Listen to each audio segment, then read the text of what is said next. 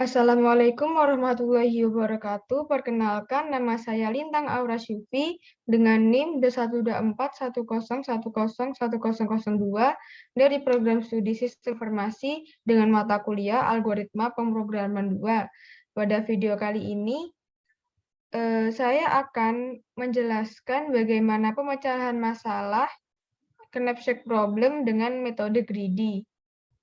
Nah, sebelum itu, saya akan menjelaskan apa itu pengertian dari knapsack. Nah, knapsack di sini dapat diartikan sebagai karung atau kantung yang berguna untuk memuat sesuatu. Dan tentunya tidak semua objek dapat ditampung di dalam karung tersebut. Karung tersebut hanya dapat menyimpan beberapa objek dengan total ukurannya atau weight lebih kecil atau sama dengan ukuran kapasitas karungnya. Setiap objek itu pun tidak harus kita masukkan seluruhnya, tetapi bisa juga sebagian saja. Objek yang diambil itu seluruh bagiannya atau tidak sama sekali. Nah, setiap objek itu mempunyai nilai keuntungan atau yang disebut dengan profit. Nah, tujuannya itu untuk mendapatkan profit yang maksimal dengan cara terbaik, menguntungkan bukan hanya dari hasilnya optimal, tetapi juga banyaknya langkah yang dibutuhkan. Nah, untuk penyelesaian masalah knapsack ini, misalnya diberikan sebuah objek dan sebuah knapsack dengan kapasitas bobot atau weight, dengan setiap objeknya itu memiliki properti bobot dan keuntungan atau profit. Nah, persoalannya di sini yaitu memilih objek-objek yang dimasukkan ke dalam knapsack sedemikian sehingga dan memaksimalkan kemungkinan. Total bobot objek yang dimasukkan ke dalam knapsack tidak boleh melebihi kapasitas knapsack tersebut. Selanjutnya, untuk penyelesaian knapsack pada metode greedy ini ada 3 macam atau 3 langkah, yaitu ada greedy by profit, greedy by weight, dan greedy by density. Nah, pada greedy by profit di sini, pada setiap langkah knapsack dengan objek yang mempunyai keuntungan terbesar. Dengan strategi ini mencoba memaksimumkan keuntungan dengan memilih objek yang paling menguntungkan terlebih dahulu. Pertama kali dilakukan adalah dengan mengurutkan secara menurun objek-objek berdasarkan profitnya. Kemudian objek-objek yang dapat ditampung oleh knapsack diambil satu persatu sampai knapsack tersebut penuh atau tidak ada objek lagi yang bisa dimasukkan. Selanjutnya ada greedy by weight. Di sini pada setiap langkah knapsack diisi dengan objek yang mempunyai berat paling ringan. Strategi ini mencoba memaksimumkan keuntungan dengan memasukkan sebanyak mungkin objek ke dalam knapsack tersebut. Pertama kali yang dilakukan adalah dengan mengurutkan secara menarik objek-objek berdasarkan weight-nya. Kemudian objek-objek yang dapat ditampung oleh knapsack diambil satu persatu sampai knapsack tersebut penuh dan tidak bisa dimasukkan lagi. Selanjutnya yang terakhir ada greedy by density. Di sini pada setiap langkah atau knapsack diisi dengan objek yang mempunyai density terbesar atau perbandingan antara nilai dengan berat terbesar barang tersebut. Strategi ini mencoba memaksimumkan keuntungan dengan memilih objek yang mempunyai keuntungan per unit berat terbesar. Pertama kali yang dilakukan pada greedy density ini adalah mencari nilai profit per unit atau density dari tiap-tiap objek. Kemudian objek-objek tersebut diurutkan berdasarkan densitasnya. Selanjutnya, objek-objek yang dapat ditampung oleh knapsack tersebut diambil satu persatu sampai knapsack tersebut penuh atau sudah tidak ada objek lagi yang bisa dimasukkan. Nah, selanjutnya pada program kali ini yang pertama saya lakukan yaitu dengan mengimport math. Import math di sini berfungsi untuk sebagai operasi matematika yang berguna nanti untuk menghitung value. Nah, selanjutnya di sini saya memanggil fungsi biasa yaitu fungsi def dengan variabel pengurut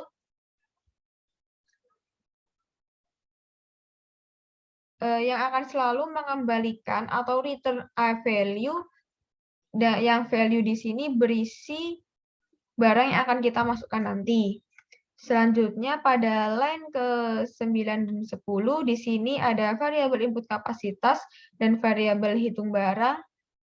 Dengan variabel input kapasitas di sini user diminta untuk menginputkan besar kapasitas barang yang diinginkan. dengan print di sini yaitu masukkan besar kapasitas barang dengan ketentuan kilogram. Selanjutnya ada variabel hitung barang di sini. User juga diminta untuk menginputkan jumlah barang yang diinginkan.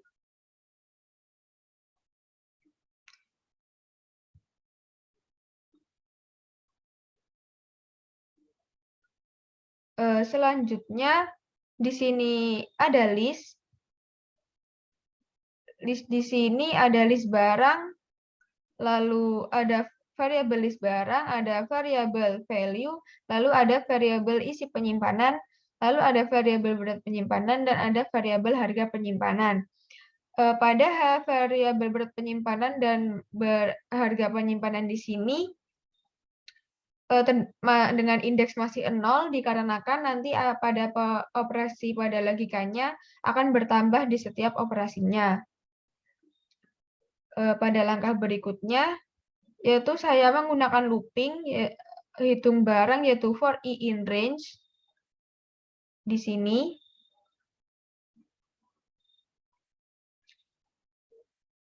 Yang berfungsi untuk menghitung barang yang masuk pada looping tersebut. Di sini user akan diminta juga untuk menginputkan barang, nama barang, kemudian berat barang, serta harga barangnya. Di sini berat barang saya menggunakan float, dikarenakan beratnya nanti bisa menggunakan desimal atau tetap dengan satuan kilogramnya. Selanjutnya, kemudian untuk harga barang di sini menggunakan integer, untuk harga barangnya juga tetap. Selanjutnya, untuk kemudian inputan tadi yang sudah dimasukkan ke dalam list barang dengan fungsi append. Di sini ada fungsi append. Lalu diperumpamakan atau diganti menjadi string, yaitu di sini ada nama, dari nama barang, variabel nama barang menjadi nama, lalu ada berat barang menjadi berat, lalu ada harga barang menjadi harga, dan selanjutnya value di sini menggunakan metode Matplotlib untuk mendapatkan sebuah value, yaitu dari hasil pembagian antara harga barang dengan berat barang. Jadi kita nanti akan mengetahui barang mana yang lebih memiliki nilai lebih tinggi untuk menyelesaikan sebuah problemnya. Lalu di sini saya memanggil atau menggunakan perintah short key list barang .short yaitu dengan kuncinya yaitu pengurut yang nantinya akan dituliskan secara urut nama, berat, harga, serta value barangnya. Di sini juga menggunakan reverse, di mana reverse di sini berguna untuk membalikkan keadaan dari besar ke yang terkecil. Mengapa begitu? Dikarenakan pada value Matplotlib menghitung barangnya itu masih dalam urutan dari yang kecil ke besar untuk hasil pembaginya. Nanti akan secara otomatis diurutkan dari yang terbesar ke yang paling terkecil. Selanjutnya, pada langkah selanjutnya yaitu ada fungsi for in range, looping lagi, dengan learn list barang. Di sini logika yang saya gunakan yaitu untuk melakukan pengurutan pada metode greedy. Dengan menggunakan logika append, di sini ada append, dibaca jika berat barang kurang dari input kapasitas. Di sini isi dari penyimpanan list dimasukkan kepada dalam list barang. Nah, I di sini merupakan sebagai pengurut barang yang akan dimasukkan ke dalam list nantinya. Lalu di sini ada berat penyimpan, itu akan ditambah pada isi penyimpan. Lalu harga penyimpan di sini juga akan ditambah pada isi penyimpannya. Selanjutnya untuk jika berat penyimpan lebih dari input kapasitas, di sini saya memasukkan input penyimpan dengan logika pop, yaitu logika pop di sini tidak akan muncul atau dikurangi. Untuk menguranginya itu tetap memilih value yang paling besar dan akan ditampilkan ke dalam tabel atau list nanti. Nah, di sini tidak bisa dikurangi, jadi berat penyimpan di sini akan dikurangi secara otomatis, dan harga penyimpan di sini juga akan dikurangi secara otomatis. Lalu di sini ada pengecualian else, lalu continue untuk melanjutkan programnya.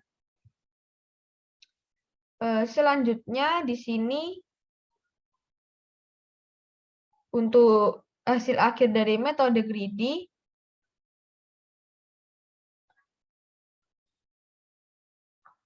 dengan mengeprint kalimat jadi banyaknya barang yang dapat masuk ke dalam penyimpan adalah, lalu ada len isi dari penyimpan di sini dimasukkan, lalu ada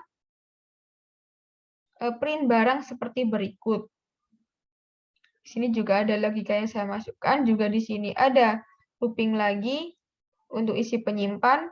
Lalu yang terakhir ada print total seluruh barang, seluruh berat barang dari berat penyimpan secara kilogram, dan harga penyimpan di sini dengan ketentuan ribuan.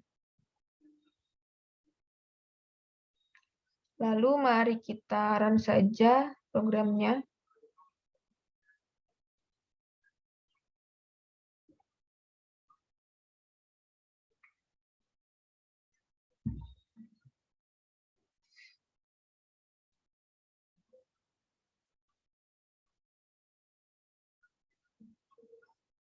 Nah, di sini sudah muncul, jadi misal kita masukkan besar kapasitas barang, di sini saya masukkan 5 kg,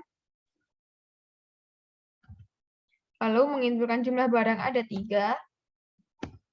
Nah, di sini sudah masuk data dari barang pertama. Di sini misal saya memasukkan tas dengan berat 1 kilo, dengan harga barang misal 50.000. Nah, di sini akan muncul lagi data dari barang kedua dengan masukkan nama barang, misalnya laptop.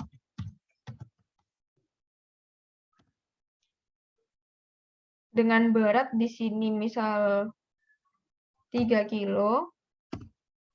Lalu untuk harganya di sini misal 7 juta.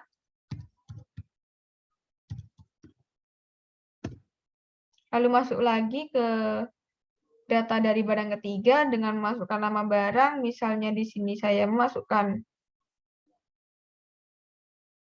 buku dengan berat di sini tadi beratnya ada 3, lalu di 1 bisa saya masukkan 1 lagi dengan harga 25.000.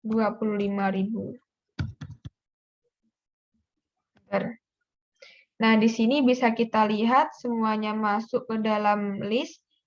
Di sini jika kita baca, yang pertama itu ada laptop dengan berat 3 kilo dengan harga 7 juta dan value-nya seperti ini. Value tadi bisa kita lihat yaitu dengan method di sini dengan penjumlahan dengan pembagian harga barang per berat barangnya. Lalu di sini ada tas dengan berat 1 kilo dengan harga 50.000 dengan value-nya itu ada 50.000. Selanjutnya ada buku dengan berat 1 kilo lalu dengan harga barangnya itu 25.000 dengan value-nya itu 25.000. Dengan total seluruh berat itu 5 kilo.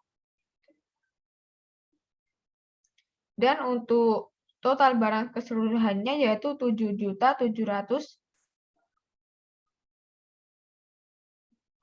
dengan 7.075.000 rupiah. Nah, mungkin cukup dari penjelasan saya pada video kali ini. Jika ada salah kata, saya meminta maaf. Wassalamualaikum warahmatullahi wabarakatuh.